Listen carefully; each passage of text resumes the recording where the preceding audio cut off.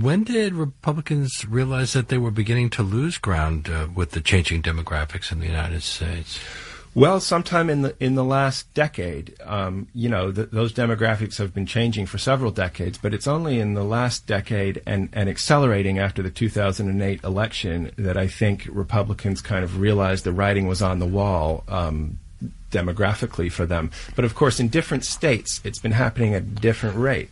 Texas is an interesting example because the Hispanic population there is larger than it is in the country as a whole and has been growing for a slightly longer time. So by the early part of the 21st century, you saw Republicans starting to get anxious about this and starting to talk about ways to make voting more difficult.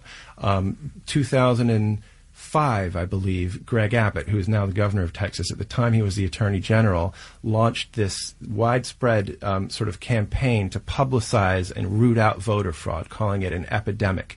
That was laying the groundwork for a voter ID law, which they tried to pass for the first time in 2007. Again, a few years later, finally they succeeded in 2011.